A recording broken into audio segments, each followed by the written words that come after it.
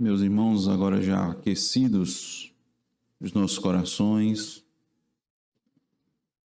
pela leitura da palavra, pelo canto da palavra, pela oração conforme a palavra, nós convidamos todos a abrirem suas Bíblias, agora na primeira epístola, primeira carta que o apóstolo Paulo escreveu aos irmãos que se encontravam em Corinto, capítulo 11. Nós vamos fazer a leitura do versículo 17 até o versículo 32. Peço que os irmãos acompanhem com muita atenção a essa leitura. 1 Coríntios, capítulo 11, do versículo 17 até o versículo 32. Diz a suficiente palavra de Deus. Nisto, porém, que vos prescrevo, não vos louvo, porquanto vos ajuntais não para melhor, e sim para pior. Porque, antes de tudo, estou informado a haver divisões entre vós, quando vos reunis na igreja, e eu, em parte, o creio. Porque até mesmo importa que haja partidos entre vós, para que também os aprovados se tornem conhecidos em vosso meio.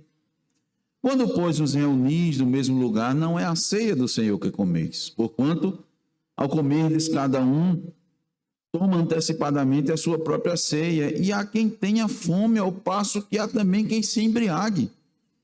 Não tendes, porventura, casas onde comer e beber, ou menosprezais a igreja de Deus, e envergonhai os que nada têm? Que vos direi? Louvar-vos-ei? Nisto, certamente não vos louvo, porque eu recebi do Senhor que também vos entreguei, que o Senhor Jesus, na noite em que foi traído, tomou o pão, e tendo dado graças, o partiu e disse: Isto é o meu corpo que é dado por vós, fazei isto em memória de mim. Por semelhante modo, depois de haver ceado, tomou também o cálice, dizendo: Este cálice é a nova aliança no meu sangue, fazei isto todas as vezes que o beberdes em memória de mim. Porque todas as vezes que comerdes este pão e beberdes o cálice, anunciais a morte do Senhor até que ele venha. Por isso, aquele que comeu o pão ou bebeu o cálice do Senhor indignamente será réu do corpo e do sangue do Senhor. Examine-se, pois, o homem a si mesmo, e assim coma do pão e beba do cálice. Pois quem come e bebe sem discernir o corpo, come e bebe juízo para si. Eis a razão porque há entre vós muitos fracos e doentes, e não poucos que dormem. Porque se nos julgássemos a nós mesmos, não seríamos julgados. Mas, quando julgados, somos disciplinados pelo Senhor, para não sermos condenados com o mundo. Amém. Vamos orar, irmãos, mais uma vez. Senhor Deus, pela tua graça, o Senhor nos concede um momento, ó Deus, de transmitir a tua palavra depois que ela foi lida. Mas, ó Deus, ela não vai ser tão somente só lida, mas ela vai ser também, ó Deus, explicada e aplicada, Senhor, às nossas vidas. Nos concede, ó Senhor, nesse momento, o teu favor, que a unção do teu Espírito, ó Deus, esteja sobre nós. Possamos falar, Senhor, segundo teus oráculos, sem nada tirar, ó Deus, sem nada acrescentar, para o louvor, Senhor, do teu nome, para a exaltação de Cristo Jesus, aquele em que se entregou voluntariamente, para que seu corpo fosse partido e seu sangue vertido, para salvar um povo de propriedade exclusiva sua. Concede-nos, ó Deus, a fidelidade na transmissão da tua palavra. E, meu Deus, pela tua graça também e o teu favor, nós te rogamos por aqueles, ó Deus, que vão ouvir essa mensagem, esta pregação, para que também tenham ouvidos, ó Senhor, ouvidos para ouvir, olhos para enxergar e coração para crer. É o que nós te pedimos no nome de Jesus. Amém. O título, irmãos, do sermão é Como tomar uma ceia sem condenação. Como tomar uma ceia sem condenação. A ceia do Senhor é um dos elementos de culto que ela não tem sido compreendida da forma correta. Mesmo nos nossos dias, depois de tantos estudos, depois de tantas exposições. E quando nós vemos essas primeiras palavras do apóstolo Paulo, ou as primeiras palavras que se encontram a partir do versículo 26, nós podemos entender que a ceia do Senhor é um elemento de culto, mas também é uma pregação. Só que ela é uma pregação em forma de um drama, ou seja, ela é uma pregação dramatizada. Veja, Paulo diz, porque todas as vezes que comedes este pão e bebedes o cálice, anunciais a morte do Senhor. Quando nós tomamos desses elementos, nós estamos anunciando, pregando, mas por meio de gestos. Tomando, comendo e bebendo. E devemos fazer isso até que ele venha. Então, aqui na ceia, não existe palavra falada, mas existe uma palavra representada. Quem está participando dessa ceia está pregando também. Conforme nós podemos entender a partir das palavras de Paulo. Por quê? Porque está pregando algo que tem um sentido e um significado no uso desses elementos. Agora, como a compreensão não tem sido correta, muitos cristãos têm invertido o valor e o significado da ceia. Invertem por quê? Porque ao invés de ao tomar desses elementos, ao invés de ele pregar um sermão poderoso, eles estão blasfemando os elementos da ceia, tomando-os de forma indevida, cometendo um sacrilégio. Quando nós tomamos das coisas santas e as pervertemos. Esse era o erro, exatamente o erro da igreja de Corinto.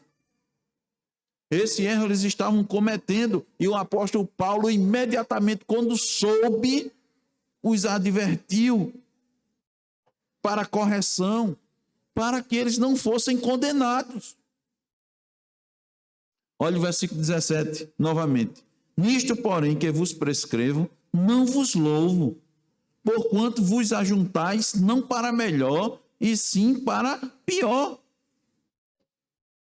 No início do capítulo 11, Paulo tinha dito, eu louvo vocês, eu os elogio, porque vocês estão guardando a mensagem como havia sido pregada. Mas há uma postura, há um comportamento que na igreja que eu não vos louvo. Como vocês estão tomando a ceia? Não é motivo de louvor, mas de exortação. A participação na ceia que representa a comunhão dos irmãos com o corpo de Cristo e a comunhão dos irmãos com Deus. E isso estava sendo maculado. Veja o versículo 18, Paulo diz, porque antes de tudo estou informado a haver divisões entre vós, quando vos reunis da igreja, e eu em parte o creio. Ele está dizendo, eu ouvi isso e eu sei que é verdade. E essas divisões tinham chegado a uma situação muito preocupante, a um ponto muito preocupante. E observe os irmãos que o início da carta, ele denunciou preferência. Alguns irmãos preferiam uns do que outros. Paulo disse assim, vocês estão assim, uns dizem, eu sou de Paulo, e eu de Apolo, e eu de Cefas, e eu de Cristo. E agora, essas divisões chegaram ao ponto da mesa, da ceia, da refeição ágape, da refeição de amor, e quando passava para os elementos de culto, estavam maculando. maculando. É interessante, irmãos, olha, que até em problemas sérios que ocorrem na igreja, a soberana providência de Deus, ela usa o pecado para manifestar quem são os verdadeiros crentes no meio da igreja local. Olha o versículo 19. Porque até mesmo importa que haja partidos entre vós, para que também os aprovados se tornem conhecidos em vosso meio. Eu quero trazer o contexto para os irmãos entenderem bem melhor essa mensagem do apóstolo Paulo. A igreja de Corinto, antes de se reunir para o culto, antes de começar a liturgia do culto, eles tomavam uma refeição comunitária. Era chamada de festa do amor, ou festa do ágape. Essa festa, que é citada lá em Judas 12, além dos irmãos compartilharem aquilo que traziam, também eles reuniam mantimentos para os pobres, dinheiro para os missionários. Era uma verdadeira festa de comunhão, de congraçamento, de partilhar.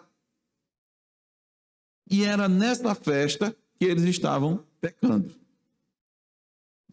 Como é que eles pecavam? Os mais abastados levavam as comidas mais rebuscadas, chegavam primeiro, comiam suas refeições antecipadamente, tomavam os melhores vinhos, ao ponto até de se embriagarem. Enquanto os mais pobres, que levavam comidas mais simples, eram preteridos e ficavam até com fome. Olha o que é que ele diz no versículo 20. Quando, pois, vos reunis no mesmo lugar, não é a ceia do Senhor que comeis, porque no comerdes, cada um toma antecipadamente a sua própria ceia. E há quem tenha fome, ao passo que há também quem se embriague. Não tendes, porventura, casas onde comer e beber, ou menosprezais a igreja de Deus e envergonhais os que nada têm? Que vos direi? Louvar-vos-ei? Nisto certamente não vos louvo. Em vez de ser um momento precioso em que os irmãos iam compartilhar com os outros aquilo que Deus lhes tinha concedido, se tornou uma situação triste como essa. Vou abrir um parêntese aqui na nossa congregação. Nós fazemos uma refeição, não é antes do culto, normalmente depois do culto. E é bom que, em sendo possível, ela se mantenha em semelhança à festa ágape que havia lá nos Coríntios. Por quê? Porque os irmãos vão compartilhar daquilo que Deus lhe deu com os demais, numa manifestação de fraternidade, de amor, satisfação, de prazer em trazer, em dividir aquilo que Deus tem lhe dado com os demais, passar momentos de comunhão.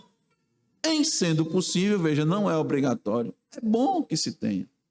Há alguns anos eu estive numa igreja onde esses irmãos tinham exatamente essa refeição após o culto.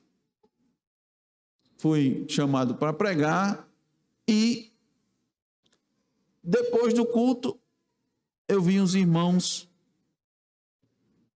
se reclamando porque tinha acabado esse momento. Estavam tristes, desejando esse compartilhar, mas agora, em vez de um jantar, os irmãos estavam tomando café com algumas bolachas secas. Eles mesmos estavam dizendo como era bom quando a gente tinha aquele momento. Fechando de parênteses, irmãos, voltando agora para Corinto. Depois dessa festa ágape, eles entravam para o culto, iniciavam a liturgia e, a certa altura do culto, iam partir o pão da ceia. O pão que significa a perfeita comunicação horizontal, a comunhão de uns com os outros. Eles estavam, na verdade, tomando uma ceia mentirosa. É isso que o apóstolo Paulo está dizendo.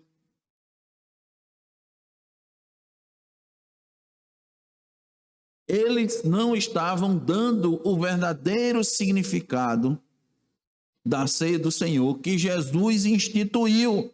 Eles estavam desprezando a ceia e contando com sérias disciplinas do Senhor, porque Paulo disse que muitos deles estavam enfermos por causa dessa irreverência e outros tinham até morrido. E eles não estavam se dando conta. Então, irmãos, tomar ceia de forma indigna não é simplesmente tomar ceia sem antes confessar os pecados, não. Isso é um engano pensar desse jeito.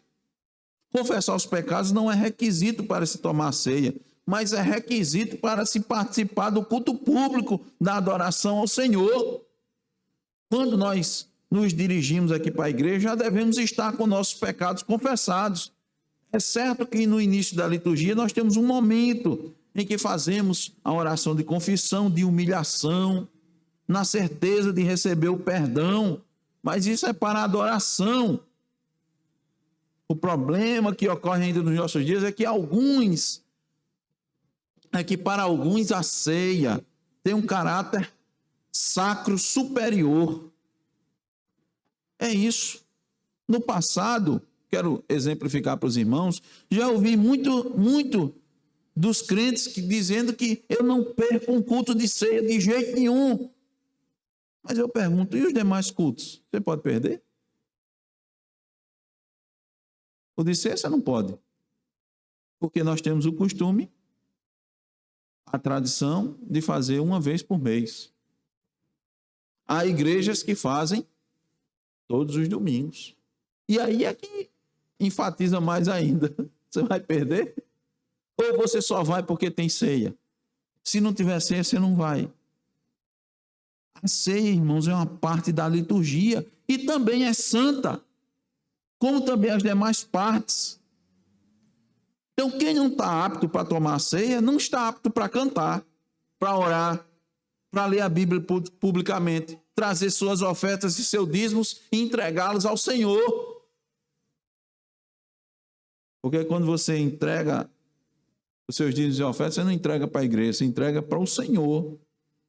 Então, irmãos, por isso estar em dia com a confissão de pecados é requisito para se cultuar. Cristo deixou muito claro, quando ensinou e disse, quando você vier trazer a oferta, se você lembrar que tem alguma coisa contra seu irmão, deixe sua oferta lá, vá se reconciliar com seu irmão e volte. Então, irmãos, voltando os nossos olhos para o versículo 26 do capítulo 11 de 1 Coríntios, nós vamos ver dois polos, dois extremos, mas que contém muitas verdades subentendidas. Quais são os extremos? É a morte de Cristo e a sua volta. A morte de Cristo e a sua volta. Entre a morte e a volta, existe em primeiro lugar o sepultamento. Cristo foi sepultado, depois ressuscitou, depois ascendeu aos céus e por último vai voltar. Então, atente para isso. Morte, sepultamento, ressurreição, ascensão e volta. Agora, observe os irmãos que esse linguajar não é incomum na Bíblia, principalmente nos ensinos do apóstolo Paulo. Em Romanos 8,30 ele diz assim, e aos que predestinou, a esses também chamou, e aos que chamou, justificou, e aos que justificou, glorificou. Então veja, predestinação, chamada, justificação, adoção, santificação, morte física e glorificação. Então, meus irmãos, eu quero me concentrar nesse versículo 26. E com o título, Como tomar uma ceia sem condenações, eu quero trazer algumas lições para nós. A primeira lição é que nós devemos tomar a ceia sabendo que estamos nos identificando com a morte e o sepultamento de Cristo. Novamente o versículo 26. Porque todas as vezes que comerdes este pão e beberdes o cálice, anunciais a morte do Senhor até que ele venha. O que é que Paulo está dizendo? Ele está nos ensinando, nos dizendo que todas as vezes que participamos da ceia, estamos anunciando ou pregando algumas verdades. E ele cita duas, mas são duas verdades que estão no extremo: morte e a volta de Cristo. Mas entre a morte e a volta existe ainda outros aspectos, como nós mostramos para os irmãos.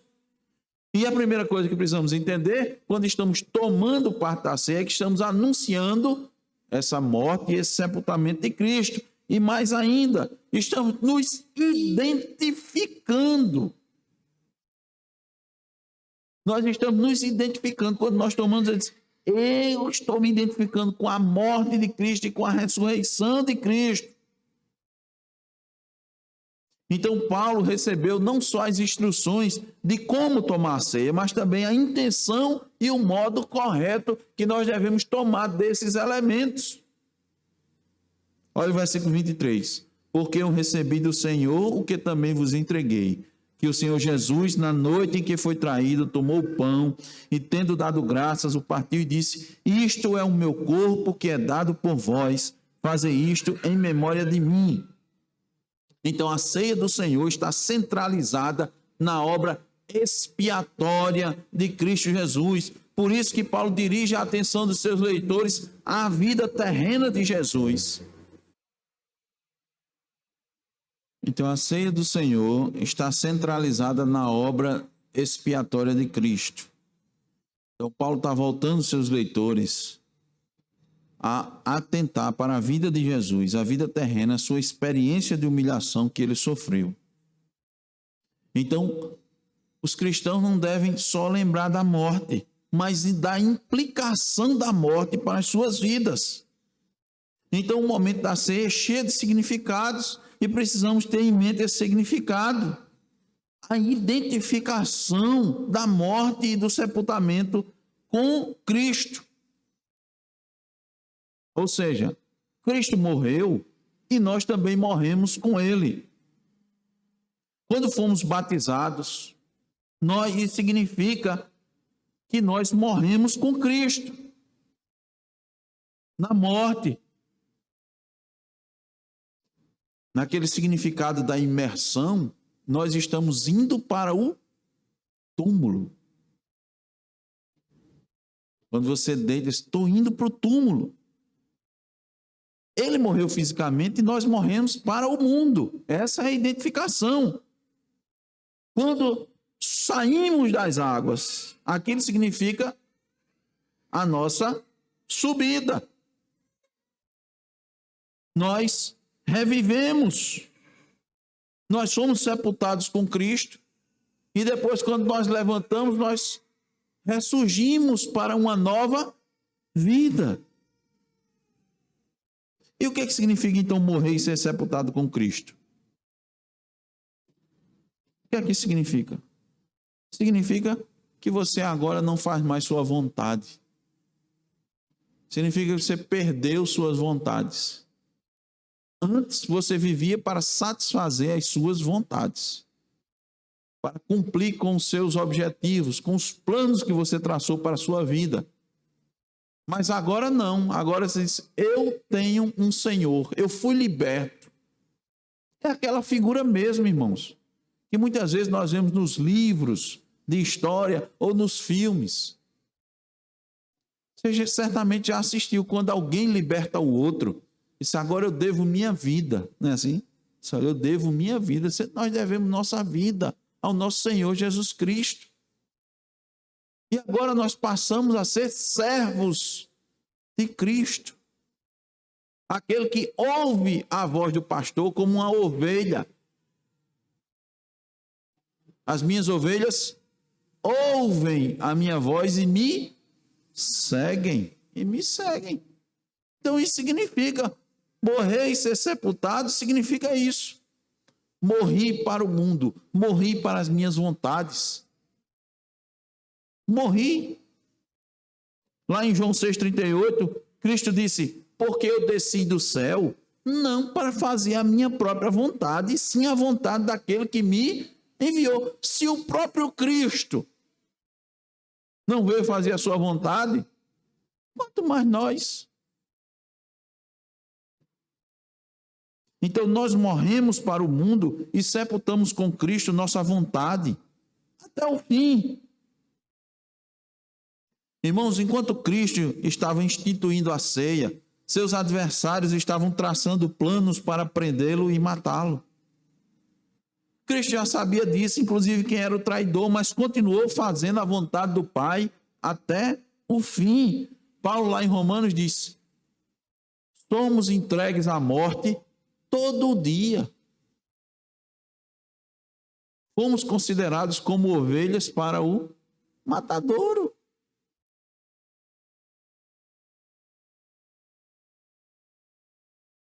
Ele não veio fazer a sua vontade. Lá em Lucas 22, 42, ele diz: Pai, se queres, passa de mim esse cálice. Contudo, não se faça a minha vontade, sim a tua vontade. Então, irmãos, morrer, ser sepultado com Cristo, significa sepultar também nossas vontades. E eu pergunto, na sua vida, o que mais se evidencia? A sua vontade ou a vontade de Deus? Será que Deus não está deixando clara a sua vontade para você? Mas você insiste em fazer a sua própria. Você tem um pensamento, você tem um direcionamento, você tem um conhecimento.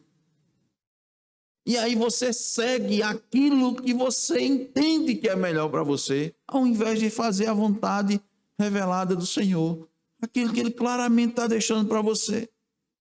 Quando você toma decisão, o que é que tem prevalecido? É a vontade de Deus? Ou é a sua vontade? Se é a sua vontade que está prevalecendo, então significa dizer que você ainda está muito vivo, sua vontade está viva. Você ainda não foi sepultado. Você está vivo ainda. Quem morreu com Cristo, irmãos, procura fazer a vontade de Cristo, como está claramente expresso nas Escrituras, para poder você se identificar verdadeiramente com a morte e o sepultamento de Cristo. Então, como a gente toma uma ceia sem condenação? Quando nós nos identificamos com a morte e o sepultamento de Cristo. Mas tem ainda uma segunda maneira. Nós tomamos uma ceia sem condenação quando nos identificamos com a ressurreição e a ascensão de Jesus Cristo. Novamente, versículo 26. Porque todas as vezes que comerdes este pão e beberdes o cálice anunciais a morte do Senhor até que Ele venha. Depois da morte e do sepultamento, vem duas fases intimamente ligadas. A ressurreição de Jesus Cristo, quando Ele saiu do túmulo, e depois a sua ascensão, quando Ele subiu aos céus. Cristo ressuscitou porque a morte não teve poder sobre Ele. A morte não pôde segurá-lo no túmulo. Ele passou 3 dias. Parecia que tudo estava acabado. Tudo estava terminado. Não tinha mais esperança. Depois desses 3 dias, os discípulos de Cristo estavam entristecidos, sem ter o que fazer, sem saber para onde ir. Após sua morte, as mulheres que tinham vindo da Galiléia com Jesus se retiraram para preparar aromas e bálsamos. Em Lucas 24, 1 ao 3, está dito assim: mas no primeiro dia da semana, alta madrugada, foram elas ao túmulo, levando os aromas que haviam preparado, e encontraram a pedra removida do sepulcro, mas ao entrarem, não acharam o corpo do Senhor Jesus. E aí 2 anjos lhe informaram que Cristo tinha ressuscitado. Como Ele mesmo tinha previsto, dito. Ele tinha dito aos seus discípulos: é necessário que o Filho do Homem seja preso, injustiçado, maltratado, morto, mas vai ressuscitar. Ele tinha dito isso. Aí essas mulheres foram anunciar tudo o que viram aos 12. Nos versículos 11 e 12 de Lucas 24, diz assim: tais palavras lhes pareciam um como delírio, e não acreditaram nelas. Pedro, porém, levantando-se, correu ao sepulcro, e abaixando-se, nada mais viu, senão os lençóis de linho, e retirou-se para casa, maravilhado do que havia acontecido. Nós também devemos nos identificar com a ressurreição de Cristo. Quando saímos das águas, Jesus saiu do túmulo de modo glorificado. E nós saímos para viver em novidade de vida. Paulo diz assim na sua epístola aos Romanos, capítulo 6, do versículo 4 em diante: fomos, pois, sepultados com ele na morte pelo batismo. Entende? Quando você desce, você está mostrando, representando sua morte. Para que, como Cristo foi ressuscitado dentre os mortos pela glória do Pai, assim também andemos nós em novidade de vida. Porque se fomos unidos com ele na semelhança da sua morte, certamente o seremos também na semelhança da sua ressurreição, sabendo isto, que foi crucificado com ele o nosso velho homem, para que o corpo do pecado seja destruído e não sirvamos o pecado como escravos, porque quem morreu está justificado do pecado. Romanos 6, do 4 ao 7. Então essa ressurreição nos acompanha por toda a vida. Em tudo quanto vamos falar, fazer, pensar, devemos atentar. Tudo isso está de acordo com a novidade de vida, com uma nova vida que eu tenho em Cristo. Está em harmonia com a ressurreição de Jesus, da qual eu sou participante. Quanto à ascensão de Cristo, a nossa identificação com essa fase é quando estamos nessa disposição. Quando estamos orando, nós também subimos. Os irmãos sabiam disso? Quando estamos orando, nós também subimos. Entramos no trono de graça. Nós ascendemos aos céus. Olha, irmãos, atentem bem para aqui. O versículo 25. Por semelhante modo, depois de haver ceado, tomou também um cálice, dizendo: este cálice é a nova aliança do meu sangue. Fazei isto todas as vezes que o beberdes em memória de mim. É porque quando você toma o cálice, você diz que está em comunhão com Deus. Você diz que está assentado nos lugares celestiais. Porque é isso que Paulo diz em Efésios capítulo 2, versículo 6. Não é isso que Paulo diz? Estamos assentados, subimos nos lugares celestiais. O salmista disse que aquele que habita no esconderijo do Altíssimo, né? Como é que você habita no esconderijo do Altíssimo?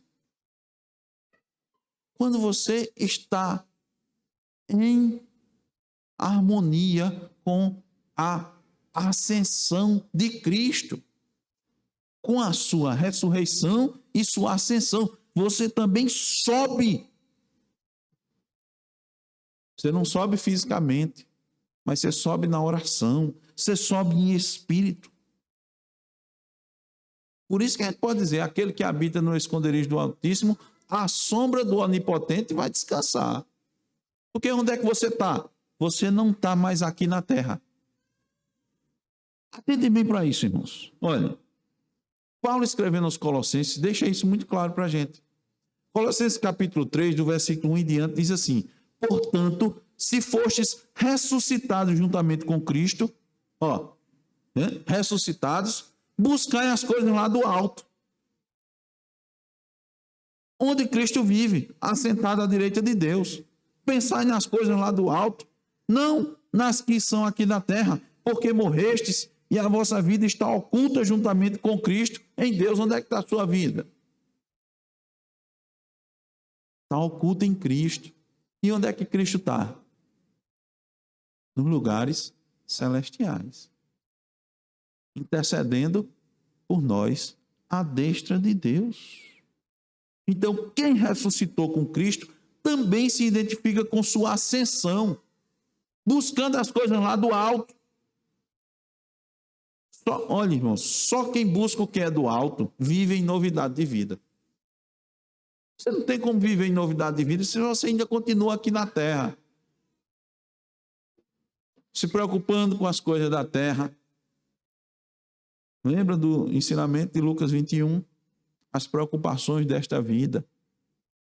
Acautelai-vos, Cristo disse. Olha, irmãos, a harmonia do ensino. Acautelai-vos. Está preocupado? Vai buscar as coisas do alto. Não fique preso às coisas aqui da terra, não. Não fique limitado ao que é passageiro, não. Não deixe de experimentar o que é eterno, porque nós já fomos abençoados com toda sorte de bênçãos espirituais. Aonde? Nas regiões celestiais. Veja, a linguagem é sempre para cima. Em cima. Olhe para lá, para cima. Eu tenho certeza que isso explica muitas dificuldades. Isso explica muitos desacertos, muitos descaminhos, muitas tristezas, muitas dores que os crentes sofrem nessa vida. Por quê? Estão com os olhos aqui.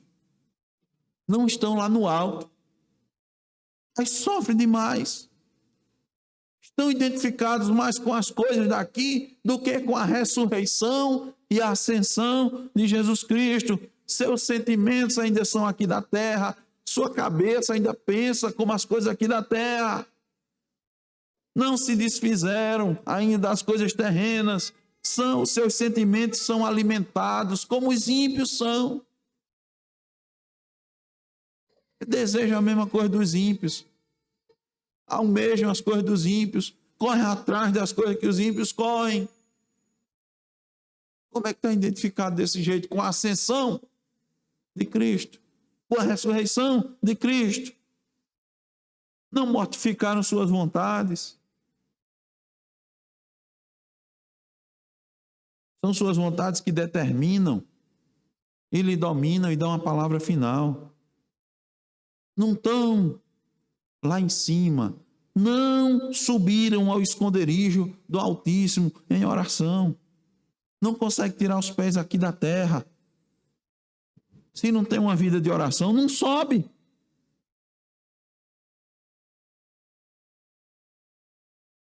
Por isso não pode tomar uma ceia sem condenação. Como é que a gente toma uma ceia sem condenação? Primeiro nós vimos que quando nos identificamos com a morte e o sepultamento de Cristo. Em segundo, quando nos identificamos com a ressurreição e a ascensão de Cristo. E em terceiro lugar, quando nos identificamos com a volta de Cristo. Versículo 26. Porque todas as vezes que comerdes este pão e beberdes o cálice, anunciais a morte do Senhor, até que ele venha. O verdadeiro crente, irmãos, tem no seu coração o desejo da volta de Cristo. Por quê? Porque ele quer que Cristo volte. Porque ele se identifica com a volta de Cristo. Ele tem essa identificação. Ele tem esse desejo. Porque ele não está mais ligado às coisas do mundo. Ele está ligado ao céu. Seu pensamento está no céu. Ele busca em primeiro lugar o reino dos céus. Ele sabe que as suas bênçãos são bênçãos dos céus. Ele não fica esperando bênção aqui da terra. Tem muito cristão, irmão, fazendo as coisas aqui, até trabalhando pelo reino, esperando as coisas aqui da terra. É assim, eu estou colhendo para plantar, né? Essa é a teologia da prosperidade. Eu estou plantando aqui para colher. Aqui.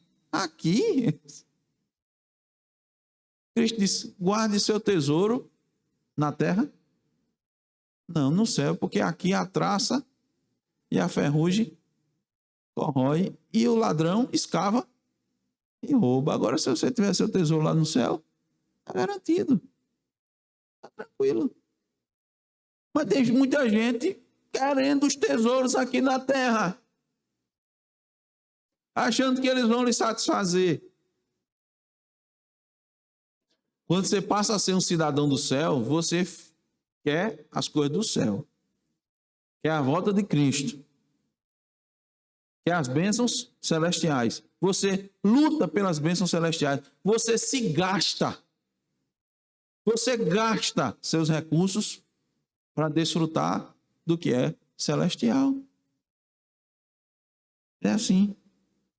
Porque aqui na terra você sabe que é peregrino e forasteiro.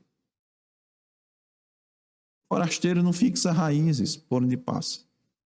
Não fixa. Paulo, escrevendo aos Filipenses, capítulo 3, versículo 20, diz: pois a nossa pátria está nos céus, de onde também aguardamos o Salvador. Eu me identifico com a volta. Na mesma linguagem. Eu aguardo a volta de Cristo. Eu espero, eu me identifico com ela. Eu quero a volta de Cristo. Eu quero a volta de Cristo hoje. Diga, irmãos, com sinceridade, quantos crentes, quantos podem dizer: Senhor, volta hoje? Volta. Ou então pode dizer: Senhor, pode me levar hoje? Quero estar contigo. Quantos? Aqueles que estão com seus olhos no céu, com seu pensamento no céu, com seu tesouro no céu, diz isso com muita tranquilidade. Mas quem está ainda aqui na terra diz: Senhor, agora não. Me dá um tempinho mais. Eu ainda tenho muita coisa para fazer. Ou algumas coisas eu preciso fazer. Ele sabe que se morrer, vai estar com Cristo. Ele sabe que se morrer, vai estar com Cristo. Se não morrer, se estiver vivo, quando Cristo voltar, ele vai ser transformado e arrebatado e vai se encontrar com ele nos ares. Eu agora não lembro exatamente o autor, mas eu vou citar por alto as suas palavras. Ele diz assim: se eu dormir e me acordar, eu sei que Cristo vai estar comigo. E se eu dormir e não me acordar, eu sei que eu vou estar com Cristo. Cristo é que vai estar, eu que vou estar com ele. É uma tranquilidade. Paulo escreveu para tranquilizar os irmãos de Tessalônica. Disse assim: irmãos, eu escrevo para que vocês não sejam ignorantes com respeito aos que dormem. Porque se cremos que Cristo morreu e ressuscitou, assim também Deus, mediante Jesus, trará em sua companhia os que dormem. Aqueles que morreram vão receber seus corpos, vão estar com Cristo. E aqueles que estiverem vivos vão ter seus corpos transformados e vão estar com Cristo.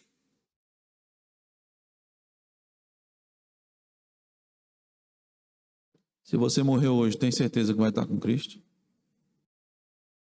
Tem certeza? Se Cristo voltar hoje, você tem certeza que vai subir? Tomar a ceia requer não só o entendimento, mas considerar tudo isso, todas essas implicações. Versículo 27 em diante, Paulo diz, de 1 Coríntios 11: por isso aquele que comeu o pão ou bebeu o cálice do Senhor indignamente será réu do corpo e do sangue do Senhor. Examine-se, pois, o homem a si mesmo, e assim coma do pão e beba do cálice, pois quem come e bebe sem discernir o corpo, come e bebe juízo para si. O teólogo e pastor João Calvino entende que a nossa dignidade para participar da ceia é a consciência da nossa indignidade. Eu vou repetir.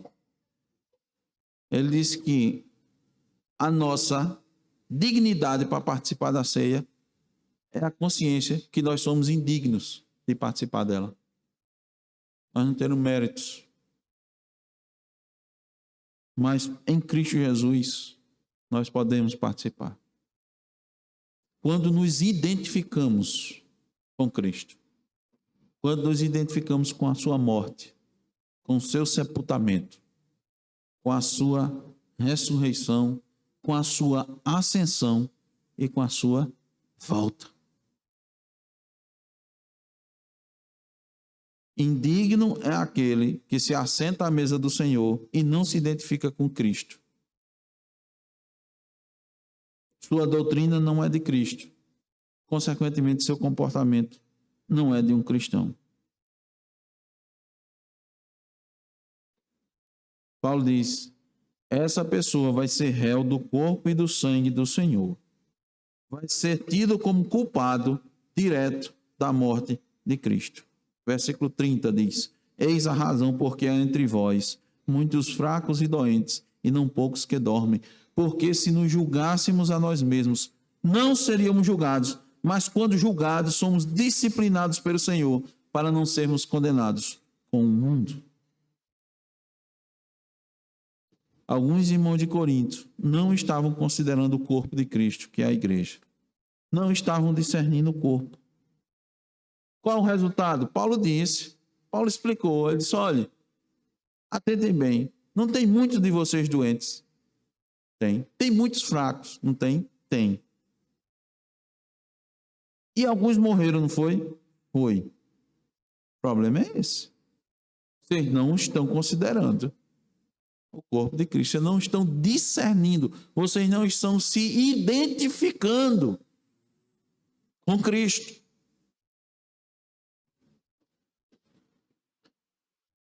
John Gill, comentando sobre o versículo 30, ele diz assim: por causa de sua participação indigna na ceia do Senhor, muitos na igreja de Corinto foram acometidos por enfermidades e doenças corporais. Seja por meio de castigo e correção paterna naqueles que realmente eram o povo de Deus, apesar de terem se comportado indignamente, ou como castigo a quem não era povo de Deus e pecou grosseiramente. Então a ceia requer isso, irmãos: identificação. E Paulo diz: faça um autoexame quanto à sua vida, para ver se você está se identificando com Cristo Jesus. Agora,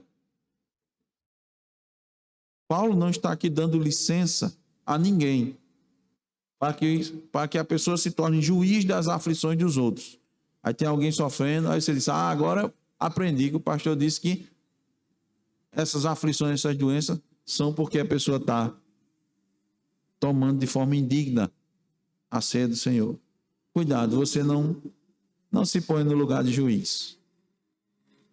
Ele manda você fazer um autoexame, seja juiz de você mesmo. Porque se está acontecendo, sua consciência vai lhe acusar. Vai. Você sabe. Você vai saber. Se você não está sofrendo, se você não está doente, se você não está fraco, ou se você não está à beira da morte. Porque você tomou indignamente, ou está considerando de forma indigna o corpo e o sangue de Cristo. Você sabe. Por quê? Porque a Bíblia diz que a lei de Deus está no coração de cada um. E ela lhe acusa ou lhe defende.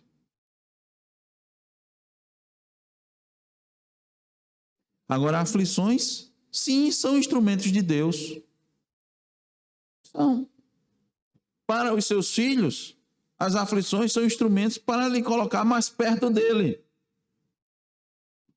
E às vezes as doenças persistem, demoram, porque a relutância persiste, o pecado persiste. Então Deus mantém o sofrimento, mantém a dor, aquela coisa não anda, não dá certo, aquele problema, e se arrasta, e é uma dificuldade, e é um peso. Quando essas coisas estão acontecendo, é bom refletir. É muito bom refletir, fazer o autoexame. Não devemos jamais, irmãos, menosprezar as advertências e as situações que Deus nos envia.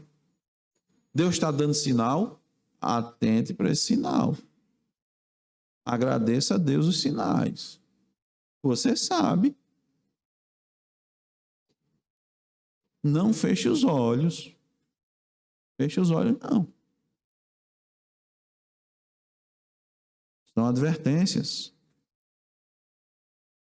Nós vamos enfrentar muitas dificuldades. Ao invés de desfrutarmos de bênçãos, vamos desfrutar de maldições. Agora acontece o seguinte: para os cristãos, isso é para que eles se aperfeiçoem, se arrependam.